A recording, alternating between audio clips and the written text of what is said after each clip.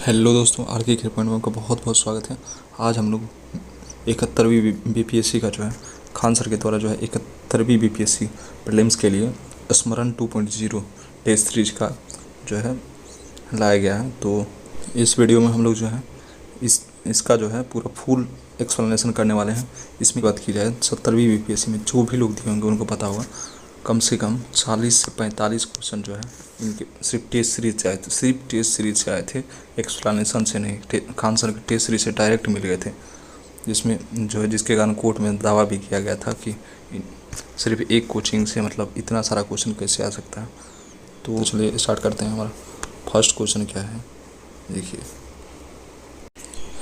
निम्नलिखित में से क्या क्वेश्चन, निम्नलिखित में से कौन युग में द्विस्थापन अभिक्रिया होगी? तो द्विस्थापन अभिक्रिया किस में होगी? तो सोडियम सल्फेट घोल और बेरियम क्लोराइड में जो है द्विस्थापन अभिक्रिया होगी। सोडियम सल्फेट घोल और barium oxide, option C is right है। इसका अब एक्सप्लेनेशन देख लेते हैं हम लोग। द्विस्थापन अभिक्रिया किसे कहते हैं? द्विस्थापन अभिक्रिया तब होती है जब दो आयनिक यौगिक, यानी कि जैसे देखिए NaCl है ना, तो ये प्लस हो जाएगा, ये माइनस हो जाएगा। इसमें प्लस चार्ज होता है सोडियम पे और कैल्शियम क्लोरीन पे माइनस चार्ज होता है।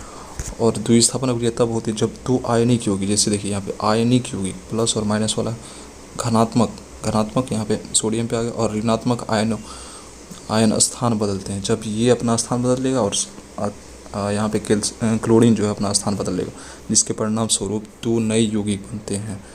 NaCl जब स्थान बदलेगा तो यहाँ पे एक नया यौगिक का निर्माण होगा, दो नया यौगिक का निर्माण होगा। इस प्रकार की अभिक्रिया में बेरियम यहाँ पे +2 चार्ज आयन SO4 आयनों के साथ अभिक्रिया करते हैं, तो बेरियम सल्फेट का एक सफ़ेद अवक्षेप बन जाता है। कैसा बन जाता है? सफ़ेद अवक्षेप बन जाता है। दूसरा उत्पाद सोडियम क्लोराइड घोल में घुला रहता है। अभिकारकों के बीच आयनों के इस आदान प्रदान से जुड़ी अभिक्रियाओं को द्विस्थापन अभिक्रिया कहते हैं।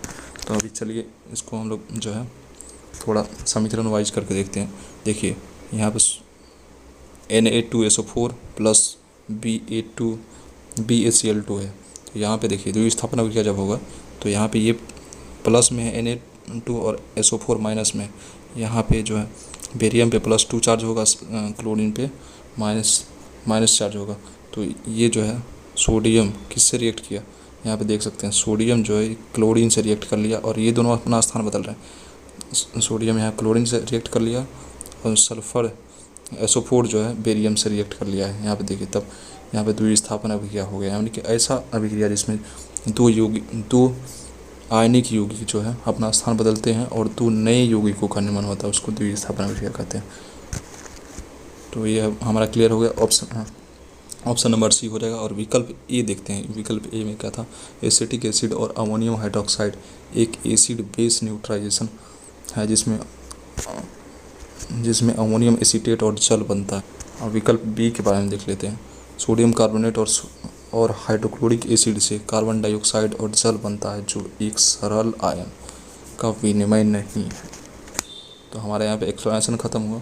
तो आपको जो है सभी क्वेश्चन में इसी तरह से एक्सप्लेनेशन को देखते ही जाना, तब आपको फ़ायदा होगा टीसी लगाने का। तो सेकेंड क्वेश्चन देख लेते हैं हम लोग। क्या था सेकेंड क्वेश्चन? देखिए सेकेंड क्वेश्चन हमारा, जब तांबा हवा में मौजूद नम कार्बन डाइऑक्साइड, यानी जब तांबा जो है किससे CO2 से रिएक्ट कर लेता है और धीरे धीरे अपनी चमकदार भूरी सतह को खो देता है, यानी कि उसकी चमकदार भूरी सतह जो है खोने लगती है और हरा आवरण निर्मित हो जाता है। यहाँ पे क्या होता है? हरा रंग का तांबा पे आवरण निर्मित हो जाता है। यह हरा पदार्थ किसका उदाहरण है? तो क्यों होता है ऐसा? तो ऐसा इसलिए होता है क्योंकि संक्षारण कारण उसमें क्या होता है, वो हरा आवरण जो है जमा हो जाता है, संक्षारण के कारण होता है, संक्षारण कारण। अब इसका एक्सप्लेनेशन देख लेते हैं थोड़ा। संक्षारण वह प्रक्रिया है जिसमें कोई धातु अपने आसपास के वातावरण के साथ रासायनिक अभिक्रिया करके धीरे धीरे नष्ट होने लगता है।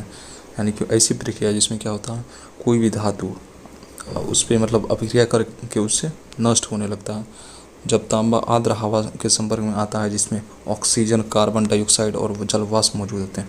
ऑक्सीजन रहते हैं वातावरण में, कार्बन डाइऑक्साइड और क्या रहते हैं? जलवाष्प मौजूद रहते हैं, जलवाष्प मौजूद जिसके जिससे तो उसके सतह पे क्या होता है, एक हरी परत जम जाती है। ये सभी जब रिएक्ट करता है तांबा से क्या होता है, हरा परत जम जाता है। इसे basic copper sulphate, basic copper carbonate कहा जाता है, बेसिक कॉपर कार्बोनेट कहा जाता है। और सामान्यतः इसे कॉपर कार्बोनेट भी कह सकते हैं। इस प्रक्रिया से तांबे की चमकदार भूरी सतह क्या होता है, खराब हो जाता है। भूरा सतह कैसा हो जाता है, खराब हो जाता है। उस पर क्या होता है, हरा रंग का परत जम जाता है। इसी तरह जब लोहा आर्द्र वायु में जब रहता है, लोहा भी जब आर्द्र वायु में रहता है, देखते होंगे आप लोग, जंग पकड़ लेता है। जंग वो क्यों पकड़ता है, क्योंकि वो क्या करता है, रिएक्ट कर लेता है वायुमंडल में उपस्थित CO2 और पानी वानी से रिएक्ट करके जो होता है वो जंग पकड़ लेता है, जिसे जंग भी कहा जाता है। और यह भी प्रक्रिया संक्षारण की, लोहा में भी जो लगाता है वो संक्षारण की प्रक्रिया कहलाती है, जिससे उसका क्या होता है, वेट बढ़ जाता है। लोहा का वेट जो होता है संक्षारण से वेट बढ़ जाता है, वजन बढ़ता है। ये क्वेश्चन आ जाता है।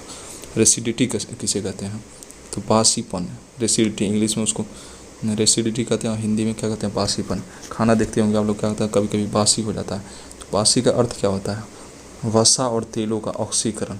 जब सब्जी बनाते होंगे उसमें क्या होता है, वसा और तेल जो रहता है उसका जब ऑक्सीजन के साथ जब रिएक्ट करता है तो हाइड्रोलिसिस के कारण खराब हो जाता है। क्या होता है, हाइड्रोलिसिस के कारण खराब हो जाता है। जो धातुओं पर लागू नहीं होता, ये धातु पर थोड़ी ना होता, बासीपन सिर्फ खाना वाना पे होता, तो ये धातु पर लागू नहीं होता। ठीक है। किण्वन एक जैव रासायनिक प्रक्रिया है। किण्वन जो है एक जैव रासायनिक प्रक्रिया है जिसमें सूक्ष्म जीव शामिल होते हैं। किण्वन में क्या होते हैं, सूक्ष्म जीव शामिल होते हैं, जिसमें क्या इथेनॉल को क्या करता है, शराब बदलता है। जाइमेज एंजाइम क्या करता है, एंजाइम जिसमें कवक रहते हैं वो क्या करता है, इथेनॉल को शराब में बदल देता है। तो वही बोल रहे हैं यहाँ पे, किण्वन क्या एक जैव रासायनिक प्रक्रिया है जिसमें सूक्ष्म जीव शामिल होते हैं, आमतौर पर कार्बनिक पदार्थों में, न कि धातु में होते हैं। कार्बनिक पदार्थों में होता है, धातु में नहीं होता। नेक्स्ट देखते हैं, हमारा ऑप्शन नंबर था कैल्सिनेशन किसे कहते हैं। कैल्सिनेशन धातु आयनों का जैविक अणुओं द्वारा बंधन होता है, जो कि जैव रसायन या जल संशोधन में सामान्य है, न कि वायुमंडल के संक्षारण में होता है। ठीक है। तो हम लोग यहाँ पे देख लिए, 2 क्वेश्चन हमारा कंप्लीट होगा। नेक्स्ट देखते हैं 3 नंबर का हमारा क्वेश्चन क्या, देखिए, निम्नलिखित में से कौन सा सक्रिय प्रतिरोध क्षमता को परिभाषित करता है। सक्रिय प्रतिरोध क्षमता कौन परिभाषित कर रहा है, तो इसका हो जाएगा, देखिए, इसका विकास तब, सक्रिय प्रतिरोध क्षमता का विकास तब होता है जब किसी व्यक्ति की प्रतिरक्षा प्रणाली संक्रमण या टीकाकरण के बाद एंटीबॉडी का, मतलब टीकाकरण होता है उसके बाद क्या होता है, एंटीबॉडी का निर्माण कर लेता है। वैक्सीन में, कोरोना काल में देखे होंगे आप लोग, वैक्सीन लिए उसके बाद जो है टीकाकरण, मतलब वैक्सीन का टीका लिए उसके बाद क्या एंटीबॉडी का निर्माण कर लिया, जिससे कोरोना को जो है नष्ट करने में उसकी सहायता हुई। तो चलिए, इसका हो जाएगा ऑप्शन सी हो जाएगा। इसका विकास तब होता है जब किसी व्यक्ति को प्रतिरक्षा प्रणाली संक्रमण या टीकाकरण के बाद एंटीबॉडी का उत्पादन करती है, तो तब होता है सक्रिय प्रतिरोध क्षमता होता है। ठीक है। इसका एक्सप्लेनेशन देख लेते हैं हम लोग। 3 नंबर का, सक्रिय प्रतिरक्षा जब शरीर प्राकृतिक संक्रमण के बाद या टीकाकरण के माध्यम से एंटीबॉडी का निर्माण कर लेता है। निष्क्रिय प्रतिरक्षा, निष्क्रिय प्रतिरक्षा कब होता है, जब रोग से बचाव के लिए पूर्व निर्मित एंटीबॉडी दी जाती है, यानी कि पहले द्वारा निर्मित एंटीबॉडी दी जाती है। उदाहरण के लिए एंटी सीरम के माध्यम से या माँ से बच्चे को दी जाती है निष्क्रिय प्रतिरक्षा। सक्रिय प्रतिरक्षा सामान्यतः निष्क्रिय प्रतिरक्षा की तुलना में अधिक समय तक बनी रहती है। सक्रिय प्रतिरक्षा जो है निष्क्रिय प्रतिरक्षा की तुलना में अधिक समय तक बनी रहती है, एंटीबॉडी बहुत दिन तक बना रहता है। तो नेक्स्ट क्वेश्चन देखते हैं हम लोग। 4 नंबर क्वेश्चन, निम्नलिखित में कौन सी प्रक्रिया प्रकृति में ऊष्माशोषी प्रक्रिया, ऊष्माशोषी बोल रहा है। देखिए, ठोस का पिघलना, ठोस का पिघलता है जब वो ऊष्मा का शोषण करता है। यानी कि देखे होंगे आप, कोई भी मतलब NaCl को पिघलाइए, NaCl ये ठोस ही है, इसको पिघलाने के लिए सबसे पहले आपको इसमें क्या देना पड़ेगा, हीट देना पड़ेगा, हीट। तब क्या होगा, ये पिघलना स्टार्ट होगा। यानी कि ठोस तब पिघलता है जब क्या होता है, ऊष्मा का शोषण करता है, ये ऊष्मा शोषी हो गया। और प्रकाश संश्लेषण, प्रकाश संश्लेषण, हरी पत्तियाँ क्या करती है, प्रकाश संश्लेषण करती है। जब पेड़ पौधे जो है, पेड़ पौधे देख रहे हैं, पेड़ पौधे, यहाँ पे सूर्य है, यहाँ से जो रोशनी आता है उसका क्या करते हैं, अवशोषण कर लेते हैं, अवशोषण करके भोजन का निर्माण करते हैं। यानी कि प्रकाश संश्लेषण भी क्या है, अवशोषण की अभिक्रिया है, ऊष्माशोषी है। ठीक है। जल का विद्युत अपघटन, जल का विद्युत अपघटन, देखिए, जल H2O को जब है यहाँ पे जब विद्युत यहाँ से दिया जाएगा, वायर्स जब इसमें विद्युत पास करते हैं H2O में, तो ये क्या होता है, टूट जाता है, H2O में टूट जाएगा, H2+O में टूट गया। तो देखिए यहाँ पे क्या हुआ, तो ये उष्मा को क्या किया, ये ग्रहण किया, तो उष्मा शोषण किया तभी तो टूटा। तो यानी कि जल का विद्युत अपघटन भी क्या है, उष्मा शोषी अभिक्रिया। यानी कि 1, 2 और 3 सभी सही है, यानी कि 1, 2 और 3 सभी उत्तर क्या सही। नेक्स्ट क्वेश्चन है 5 नंबर का हमारा, निम्नलिखित में से पौधे के किस समूह को जनन के लिए पानी की आवश्यकता होती है। आवश्यकता के कारण आमतौर पर पादप जगत का उभयचर किसे कहा जाता है। तो ब्रायोफाइटा का जो है, ये जो है पानी की आवश्यकता के कारण इसको पादप जगत का उभयचर किसको, ब्रायोफाइटा को कहा जाता है। ब्रायोफाइटस को क्या कहा जाता है, पादप जगत की उभयचर कहा जाता है। क्यों कहा जाता है, क्योंकि इसमें गतिशील शुक्राणु प्रजनन के समय अंडे तक पहुंचने के लिए पानी पर निर्भर करते हैं, किस पे, जल पे निर्भर करते हैं। ये पौधे नम स्थानों में पनपते हैं और जल और स्थलीय पौधों के बीच एक मध्यवर्ती कड़ी की भूमिका निभाते हैं। अब टेरिडोफाइटस देखते हैं, एक संवहनी पौधा होता है। टेरिडोफाइटस का एक संवहनी पौधा होता है, जाइलम और फ्लोएम युक्त होता है। अब बीजाणुओं के माध्यम से ये क्या करता है, प्रजनन करता है, टेरिडोफाइटस। और जिम्नोस्पर्म किसके कहते हैं, जिम्नोस्पर्म काष्ठीय दीर्घजीवी पौधे का एक समूह है जो बीज उत्पन्न करते हैं, लेकिन पुष्पीय पौधों के विपरीत इनके बीज किसी सुरक्षात्मक आवरण से ढके नहीं होते हैं। और एंजियोस्पर्म किसे कहते हैं, जिन्हें फूलदार पौधे भी कहा जाता है। एंजियोस्पर्म को क्या, फूलदार पौधे भी कहा जाता है। पौधों का एक समूह है जिसकी विशेषता यह है कि इसके बीज फलों के भीतर होते हैं। एंजियोस्पर्म क्या होता है, ये बहुत ही इंपॉर्टेंट क्वेश्चन है। एंजियोस्पर्म में फलों के भीतर जो होता है बीज होता है, और जिम्नोस्पर्म में जो होता है फलों के बाहर बीज होता है। तो हमारे ये 5 नंबर का कंप्लीट हो गया।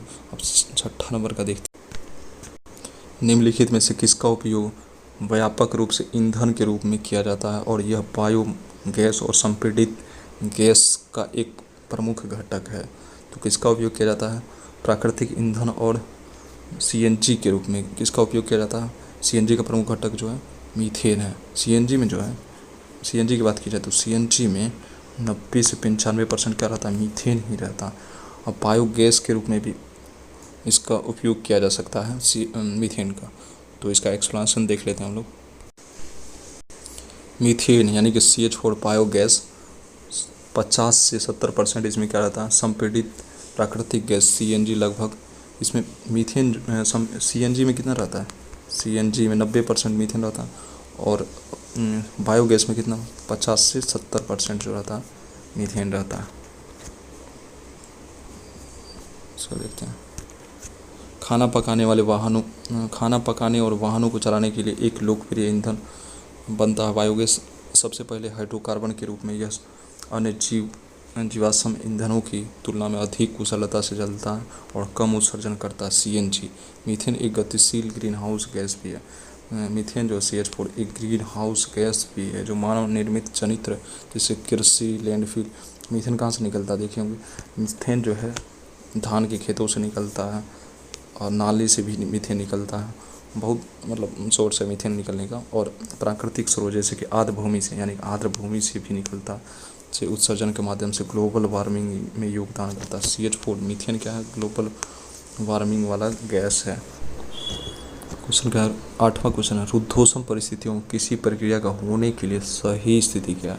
तो सही स्थिति ये है कि विनियमित ऊष्मा क्या होता है, शून्य होता है उसमें, यानी कि ना कि तो ऊष्मा का एक जगह से दूसरी जगह स्थानांतरण होगा, ना ही इसमें क्या होगा, मतलब ऊष्मा का स्थानांतरण एक जगह से दूसरी जगह होगा ही नहीं, यानी विनियमित ऊष्मा से संबंधित है ये। Option C is right answer है। 9 नंबर का देखते हैं। और लैंगिक प्रजनन के संबंध में निम्नलिखित कथनों पर विचार कीजिए। तो इसमें है, देखिए यहाँ पर दिया हुआ है, उपर्युक्त में से कौन सा कथन जो है सही है। तो सही कथन देखना है हमको। तो इसमें जो है अलैंगिक प्रजनन में क्या होता है, संतान आनुवंशिक रूप से माता और पिता के समान ही होता है। तो ये बिल्कुल सही है।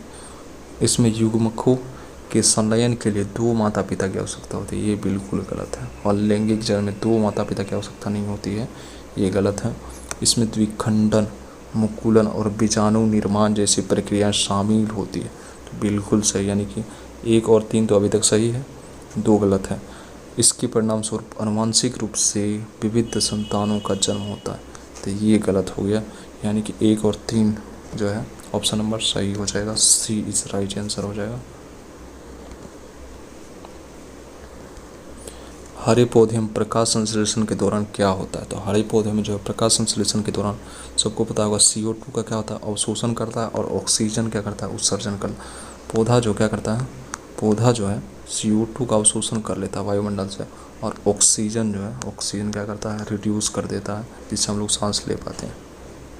11 नंबर का देखते हैं।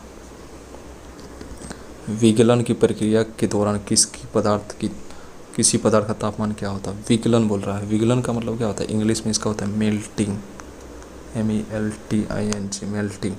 मेल्टिंग में जो है, मेल्टिंग के दौरान क्या होगा, तो इसमें जो एक समान रहता है, तो किसी पदार्थ का तापमान जो है एक समान ही रहता है, और क्या करने लगता है, मेल्ट करने लगता है, बढ़ता नहीं है उसका तापमान और घटता भी नहीं है, एक समान रहता है। इस कारण क्या करता है, मेल्ट करने लगता है विगलन के दौरान। इसका एक्सप्लेनेशन देख लेते हैं। चलिए, गलनांक पर दी गई अतिरिक्त ऊष्मा कणों की गति बढ़ाने में नहीं बल्कि ठोस पदार्थों को जोड़कर रखने वाली अंतर आवरणिक आकर्षण बलों को कमजोर करने के लिए में क्या होती है, खर्च होती है, जिस कारण तापमान में कोई परिवर्तन नहीं होता है। एक बार जब संपूर्ण ठोस पिघल जाता है तो अतिरिक्त ऊष्मा तरल अणुओं की गतिज ऊर्जा को क्या करती है, बढ़ा देती है, जिससे तापमान तब तक बढ़ता रहता है जब तक कि वह क्वथनांक तक क्या होता है, नहीं पहुंच जाता। तो आप लोग देख सकते हैं यहाँ पे एक तापमान जो रहता है एक समान ही रहता है उसमें। हमारा 12 नंबर क्वेश्चन क्या है, सूची 1 को सूची 2 से क्या करना, सम्मिलित करना है। तो यहाँ पे देखिए दिया हुआ है सूची 1 और सूची 2, पादप दिया है, पादप हार्मोन और उसका कार्य दिया हुआ है।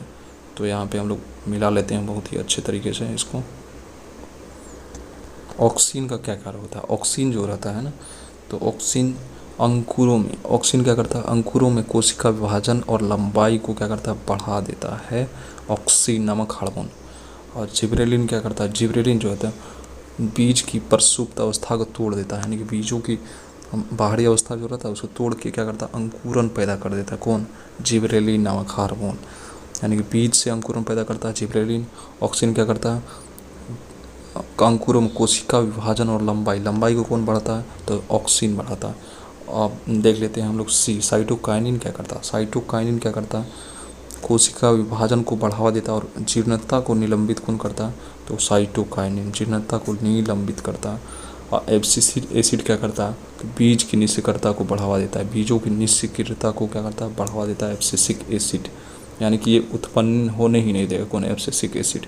तो इसका देखिए, एक का हो गया हमारा 2, एक का 2 दोनों में है, बी का हो गया 3, बी का 3 दोनों में, और सी का 4 देखिए बी में है, तो बी इस राइट आंसर हो जाएगा। एक का 2, बी का 3, सी का 4 और डी का 1 हो जाएगा। नेक्स्ट हमारा 13 नंबर का क्वेश्चन है, बहुत ही अच्छा क्वेश्चन है।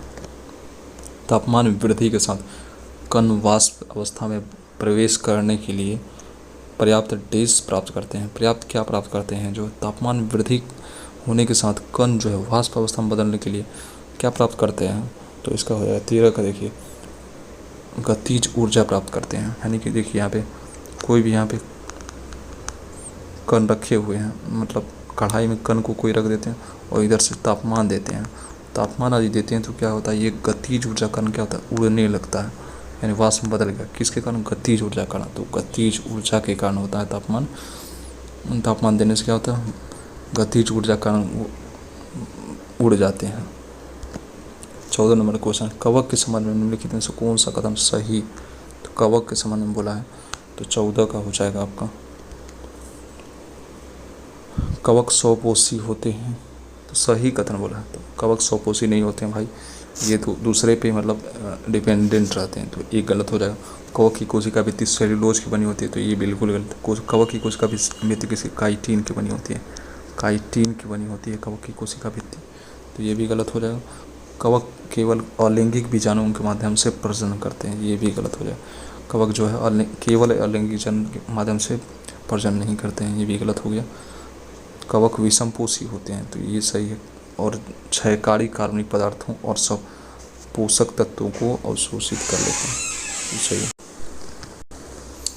15 का है। अभिकथन ए दिया हुआ है और कारण दिया हुआ है, असर्शन और रीजन दिया हुआ है। देखिए अभिकथन क्या है, आनुवांशिक रूप से संशोधित यानी कि जेनेटिकली मॉडिफाइड फसलें, जेनेटिकली मॉडिफाइड फसलें जो हैं दूसरी हरित क्रांति, सेकेंड हरित क्रांति में जो है जेनेटिकली मॉडिफाइड फसलों बीजों का जो है उपयोग किया गया था। तो यहाँ पे क्या आनुवांशिक रूप से संशोधित यानी जेनेटिकली मॉडिफाइड फसलें जो होती है कीटों के प्रतिरोध को कम कर देती है। तो इसमें क्या होता है, ऐसा रसायन मिला जाता है जिसमें कीटों के प्रतिरोध को क्या कम कर देती है, जिससे रासायनिक कीटनाशकों की आवश्यकता कम हो जाती है। कीटनाशक की आवश्यकता इसमें क्या होता है, थोड़ा कम पड़ जाता है, क्योंकि वो प्रतिरोध क्षमता बना लेती है। तो ये बिल्कुल सही है। नेक्स्ट देखते हैं, उसका कारण देखते हैं। तो उसका कारण में क्या दिया हुआ है, आनुवांशिक रूप से संशोधित यानी जेनेटिकली मॉडिफाइड फसलों में वांछित विशेषताओं को उत्पन्न करने के लिए विशिष्ट जीनों की कृत्रिम रूप से डाला जाता है। उसमें नाम ही क्या, जेनेटिकली मॉडिफाइड। जेनेटिकली मॉडिफाइड में क्या होता है, इसमें विशिष्ट जीन को क्या किया जाता है, बीजों में विशिष्ट जीन को कृत्रिम रूप से डाल दिया जाता है, जिससे क्या होता है उसमें उत्पादन क्षमता बढ़ जाती है और कीटनाशक की कम आवश्यकता होती है। तो इसका क्या हो जाएगा, दोनों कारण और कथन क्या सही है। तो ए और आर दोनों सही है और आर ए की सही व्याख्या करता है, स्पष्टीकरण करता है। तो नेक्स्ट देखते हैं हम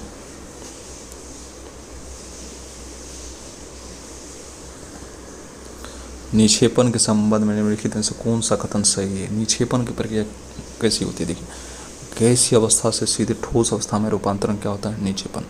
यानी कि देखिए हम लोग पढ़े होंगे ऊर्ध्वपातन पढ़े होंगे, यानी कि ठोस से सीधे गैस में बदलना क्या कहलाता है, ठोस से सीधे गैस में बदलना ऊर्ध्वपातन कहलाता है। ऊर्ध्वपातन होता है। लेकिन फिर उसका उल्टा गैस सीधा किस में, ठोस में बदल जाना, ठोस में बदल जाना गैस से क्या होता है, गैस से ठोस में बदल जाना, इस अवस्था क्या कहते हैं, तो इसको निक्षेपण कहते हैं। ये बहुत इंपॉर्टेंट क्वेश्चन है, इस तरह के क्वेश्चन आते हैं फंसाने के लिए। तो निक्षेपण क्या होता है, गैसीय अवस्था से सीधे ठोस में रूपांतरण होता है निक्षेपण। नेक्स्ट क्वेश्चन देखते हैं, 17 का है, निम्नलिखित में से कौन सा जैविक प्रणालियों प्रोग्राम्ड कोशिका मृत्यु के कोशिकीय और आणविक नियंत्रणों को संदर्भित करता है। तो 17 क्या हो जाएगा, तो 17 का हो जाएगा, देखिए कोशिका का जो है कौन सा मृत्यु बोल रहा है, प्रोग्राम्ड कोशिका मृत्यु के कोशिकीय और आणविक नियंत्रण को कौन संदर्भित करता है, तो एपोटोप्सिस जो है प्रोग्राम्ड कोशिका मृत्यु को संदर्भित करता है। एपोटोप्सिस कहते हैं, प्रोग्राम्ड कोशिका मृत्यु क्या कहते हैं, एपोटोप्सिस कहते हैं। और अपने आप होगा कोशिका का मृत्यु तो होगा तो उसको नेक्रोसिस कहते हैं। अपने आप जब कोशिका की मृत्यु होगा तो उसको नेक्रोसिस कहते हैं, लेकिन प्रोग्राम तरीके से होगा तो उसको क्या एपोस्टोपिस कहते हैं। 18 का हमारा क्वेश्चन है, सोडा वाटर जैसे वातित पेय में कौन सी गैस विलेय रूप से मौजूद होती है। सोडा वाटर आप लोग जैसे पिए होंगे, सोडा वाटर जो 5 रुपये 10 रुपये मिलता है, तो सोडा वाटर में क्या रहता है, तो कार्बन डाइऑक्साइड उसमें घुला हुआ रहता है। कौन सा गैस रहता है, कार्बन डाइऑक्साइड घुला हुआ रहता है। और क्या कहते हैं कोका कोला वगैरह, इसमें भी क्या होता है कार्बन डाइऑक्साइड गैस ही घुला रहता है, CO2।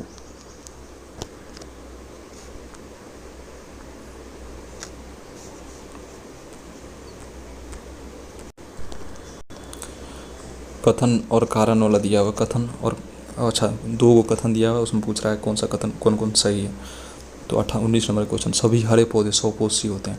तो सभी हरे पौधे में क्या होता है, हरी पत्तियों में देखे होंगे, हरी पत्तियों में क्या रहता है, इसमें रहता है क्लोरोफिल रहता है, क्लोरोफिल और क्या रहता है, क्लोरोफिल और माइटोकॉन्ड्रिया रहता है, माइटोकॉन्ड्रिया। क्लोरोफिल क्या करता है, प्रकाश को अवशोषित कर लेता है, माइटोकॉन्ड्रिया उसको क्या एनर्जी में बदल देता है, यानी कि यानी कि भोजन के रूप में अवशोषित कर लिया जाता है। सभी हरे पौधे स्वपोषी होते हैं क्योंकि वे क्लोरोफिल का उपयोग करके अपना भोजन स्वयं बना लेते हैं। तो सही है। घटपर्णी पौधे जो कीट भक्षी होते हैं, घटपर्णी क्या कहते हैं, जलकुंभी, इसको गांव में क्या होता है जलकुंभी बोलते हैं। ये क्या होता है कीट भक्षी, कीट को ये कहता है कीट को भी खा लेता है। क्यों कीट को खाता है, तो प्रकाश संश्लेषण इसमें भी होता है, घटपर्णी में भी प्रकाश संश्लेषण होता है, लेकिन पोषक तत्व की कमी के कारण उतना पोषक तत्व प्रकाश संश्लेषण से नहीं मिल पाता, जिस कारण उसको पूरा करने के लिए जो है ये जो है क्या करता है, कीट को खा लेता है, नाइट्रोजन को पूरा करने के लिए कीट को खा लेता है। तो एक भी सही है, दो भी सही है, यानी कि एक और दो दोनों क्या सही है, कथन एक और कथन दो दोनों सही। 20 नंबर का हमारा क्वेश्चन है, मानव शरीर में नेफ्रॉन को एक कुशल निस्यंदन इकाई क्यों माना जाता है। नेफ्रॉन क्या होता है, नेफ्रॉन जो होता है यह रक्त को फिल्टर करता है और उपयोगी पदार्थों को पुनः अवशोषित कर लेता है। नेफ्रॉन जो होता है रक्त को फिल्टर करता है और पुनः उपयोगी पदार्थों को क्या कर लेता है, अवशोषित कर लेता है। ये हो जाएगा सी राइट आंसर हो जाएगा। नेक्स्ट क्वेश्चन देखते हैं, निम्नलिखित में से कौन सी दवा गिद्धों की मृत्यु का प्रमुख कारण क्या है। गिद्ध क्यों, गिद्धों का बहुत ही मृत्यु हो रहा है, मतलब गिद्ध ऑलमोस्ट अब ख़त्म ही हो गए हैं। तो इसका सबसे प्रमुख कारण क्या है, तो डाइक्लोरोफिनेक नामक दवा जो है, जो कि कीटनाशकों के रूप में यूज़ किया जाता है, किसमें, फसलों में कीटनाशकों के रूप में यूज किया जा रहा है आजकल डाइक्लोरोफिनेक नामक दवाई। इसके कारण गिद्ध जो है, गिद्ध किसी भी चीज़ को खाते हैं और जो है वो खुद मर जाते हैं। जैसे चूहा हुआ खाए और खुद मर गए उसके कारण, क्योंकि डाइक्लोरोफिनेक दवा के कारण इनका मृत्यु हो जाता है। निम्नलिखित में से कौन सा पशु व्यवहार का प्रकार उसके संगत उदाहरण के साथ सम्मिलित है। तो इसका 22 का हो जाएगा। देखिए 22 का, एक नवजात बछड़ा दूध पीना शुरू करता है, सहज प्रवृत्ति, ये क्या गलत है। लेकिन एक पक्षी सर्दियों के दौरान गर्म क्षेत्र की ओर उड़ता है, तो ये इसका प्रवास है, तो ये हो जाएगा सही हो जाएगा। अच्छा यहाँ पे दिया है कूट दिया हुआ है, तो यहाँ पे देखिए इसका 22 का हो जाएगा, एक नवजात बछड़ा दूध पीना शुरू करता है सहज प्रवृत्ति के कारण। अच्छा ये क्या सही हो जाएगा। एक पक्षी सर्दियों के दौरान गर्म क्षेत्र में उड़ता है, ये अपने प्रवास के कारण क्या होता है, गर्म क्षेत्र में। सर्दियों वाले पक्षी गर्म में चलते हैं, गर्म वाले पक्षी सर्दियों में आ जाते हैं, ये इसके प्रवास के कारण होता है। तो दो भी सही है। और प्रशिक्षण के बाद एक कुत्ता आदेश पर बैठता है, उसको क्या कहते हैं, प्रतिवर्त कहते हैं। क्या कहते हैं, प्रतिवर्त कहते हैं। ये क्या है, गलत है, ये गलत है। एक चिंपांजी होता है दीमक निकालने के लिए छड़ी का उपयोग करता है, जब सीखा हुआ व्यवहार रहेगा तभी क्या छड़ी का उपयोग करेगा, यानी कि बी नंबर क्या हो सही हो जाएगा। नेक्स्ट क्वेश्चन हमारा,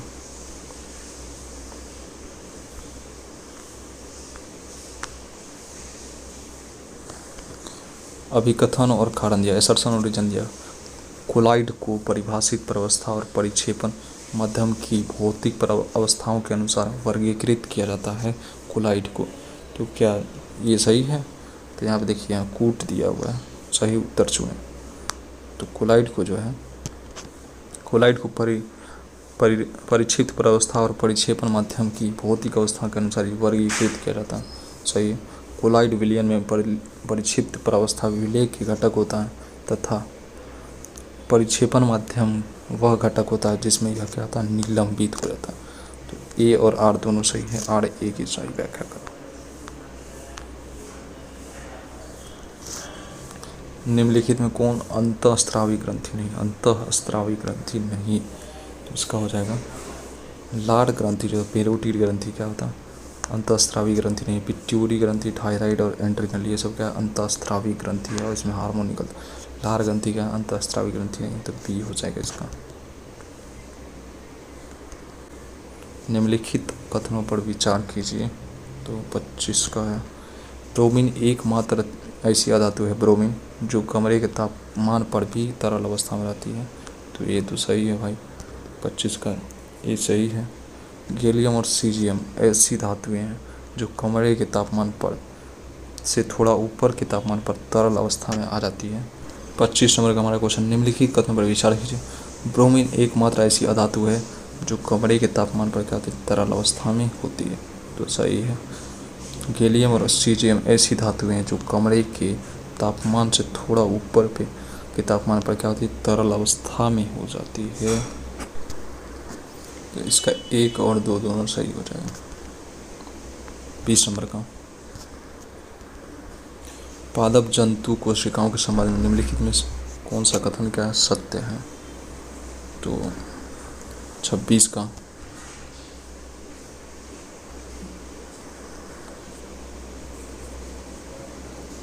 पादप कोशिकाओं में कोशिका भित्ति सेलुलोज की बनी होती है, जबकि जंतु कोशिकाओं में कोशिका भित्ति नहीं होती है। सही। पादप कोशिका में जंतु कोशिकाओं की तरह प्लाज्मा झिल्ली होती है। पादप कोशिकाओं में क्या होता है, जंतु कोशिकाओं की तरह ही प्लाज्मा झिल्ली होती है।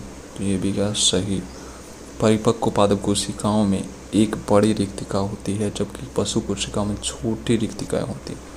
ये भी सही है।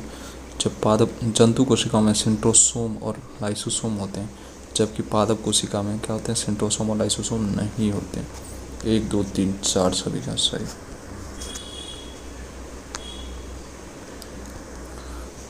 जल जैसे यौगिक में हाइड्रोजन और कार्बन का द्रव्यमान का अनुपात कितना होगा।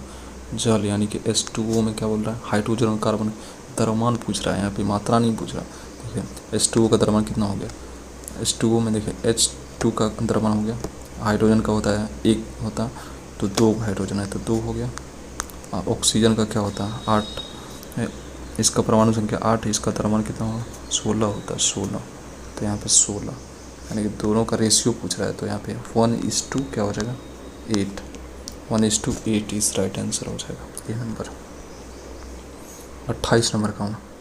गर्भावस्था के दौरान प्लेसेंटा का क्या कार्य है। प्लेसेंटा क्या करता है, प्लेसेंटा का प्रमुख कार्य है यह मातृ रक्त शर्करा को विनियमित करने के लिए इंसुलिन का स्रावन करता है। ये गलत है। यह मातृ परिसंचरण तंत्र के लिए लाल रक्त कोशिकाओं का उत्पादन करता है। ये भी क्या है गलत है। और यह भ्रूण को ऑक्सीजन के और पोषक तत्व प्रदान करता है। कौन, प्लेसेंटा। प्लेसेंटा क्या करता है, भ्रूण को ऑक्सीजन और पोषक तत्व प्रदान करता है। सही राइट आंसर हो जाएगा। किसी पादप का आणविक द्रव्यमान परिभाषित होता है। किसी पादप का आणविक द्रव्यमान परिभाषित होता है तो उसमें मौजूद अणुओं में सभी परमाणु द्रव्यमान का योग होता है। अणुओं में सभी परमाणुओं के परमाणु द्रव्यमान का योग ही होता है आणविक द्रव्यमान परिभाषित उसको करते हैं।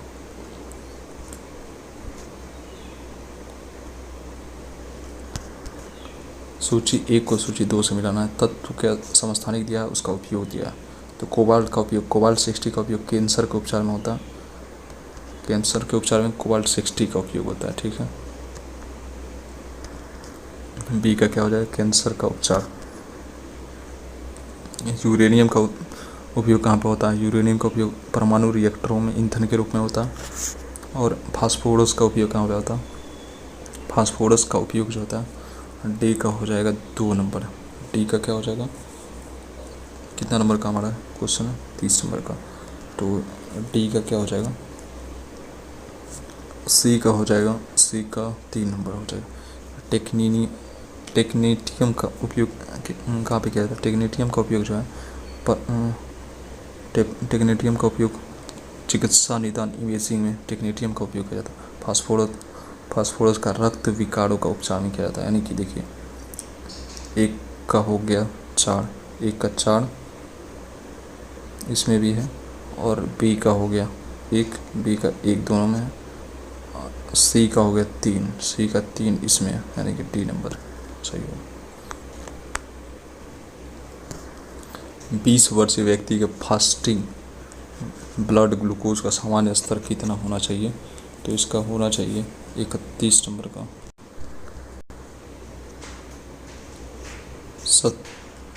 70 से 130 mg/dl होना चाहिए। 70 से 130 mg/dl होना चाहिए 20 वर्षीय व्यक्ति का फास्टिंग ब्लड का ग्लूकोज। मानव शरीर में सबसे कठोर पदार्थ दांतों का इनामेल होता है। मुख्य रूप से इनामेल जो किससे बना होता है, तो 32 का हो जाएगा। देखिए इनामेल कैल्शियम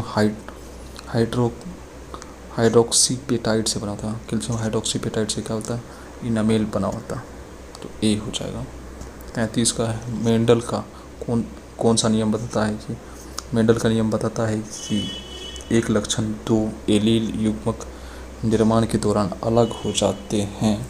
तो इसका हो जाएगा पृथक्करण का नियम। पृथक्करण यहाँ पे 2 एलील युग्मक के दौरान अलग हो जाना पृथक्करण का नियम बताता है इसका मेंडल का।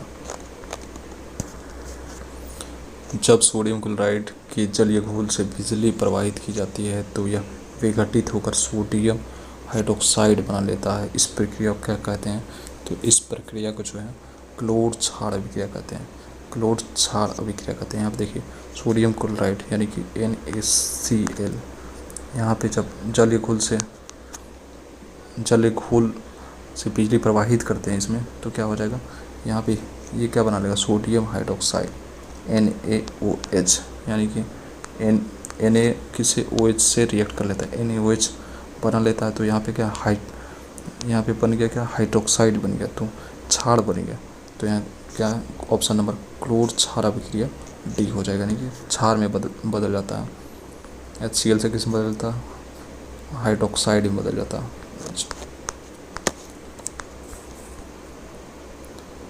35 का हमारा क्वेश्चन है, निम्नलिखित में से कौन सा उत्प्रेरक वनस्पति तेलों के हाइड्रोजनीकरण में उपयोग किया जाता है? तो किसका उपयोग किया जाता है? तो इसमें जो है निकिल का उपयोग किया जाता है। किसका हाइड्रोजनीकरण में? निकिल का उपयोग किया जाता है। वनस्पति तेल के हाइड्रोजनीकरण में निकिल का उपयोग किया जाता है। 36 का है, अभिकथन और कारण दिया। डॉली वयस्क कोशिकाओं से क्लोन किया गया पहला स्तनपायी था। डॉली नामक क्या था, भेड़ बनाया गया था जो कोशिकाओं से क्लोन किया गया पहला स्तनपायी था। तो 36 का जो है सही है। और डॉली जो है, डॉली का निर्माण सोमेटिक सेल, डॉली का निर्माण कैसे किया था? सोमेटिक सेल ट्रांसफार्मर द्वारा किया गया था। यह एक ऐसी तकनीक है जिसमें एक वयस्क कोशिका नाभिक को एक नाभिक रहित अंडे में क्या किया जाता है, स्थानांतरित किया जाता है। तो ए अभिकथन और कारण दोनों सही है और सही व्याख्या कर रहा है, तो ये नंबर हो जाएगा सही। वाशिंग सोडा के अनुप्रयोग के संबंध में निम्नलिखित में से कौन सा कथन गलत पूछ रहा है? तो इसमें 37 का देखिए, तो 37 का हो जाएगा ऑप्शन यहाँ पे दिया हुआ, कौन सा गलत बोल रहा है? तो इसका उपयोग जो है कांच, साबुन और कागज उद्योगों में किया जाता है, तो इसका सही हो जाएगा। इसका उपयोग सोडियम यौगिकों के निर्माण में किया जाता है, ये भी सही हो जाएगा। इसका उपयोग जल की अस्थायी कठोरता को दूर करने में सोडियम वाशिंग सोडा का उपयोग किया जाता है, तो ये भी क्या सही हो जाएगा। यानी कि इसमें से कोई भी कथन क्या है, गलत नहीं है। उपयुक्त में से कोई भी कथन गलत नहीं है, सभी सही है। निम्नलिखित क्षार धातुओं को उनके गलनांक के बढ़ते क्रम में व्यवस्थित कीजिए। तो इसका क्या करना है, गलनांक से बढ़ते क्रम में व्यवस्थित। किसी पदार्थ का गलनांक वह तापमान होता है जिस पर वह ठोस अवस्था से किसमें द्रव में परिवर्तित हो जाता है। यानी कि कोई भी ठोस है तो उस गलनांक के कारण क्या हो जाए, द्रव में परिवर्तित हो जाएगा। क्षारीय धातुओं के लिए आवर्त सारणी में नीचे की ओर जाते हुए गलनांक क्या होता है, सामान्यतः घटने लगता है, क्योंकि परमाणु का आकार बढ़ने से उसकी धात्विक बंधन शक्ति कमजोर हो जाती है। दी गई क्षार धातुओं का गलनांक इस प्रकार, सीजियम का सबसे अधिक 28.4, पोटेशियम का 63.5, सोडियम का 97.8, लिथियम का 180.5 हो जाएगा। यानी कि ऑप्शन नंबर इसका दिया है बी नंबर। तो चलते हैं बी नंबर, 38 का बी हो जाएगा।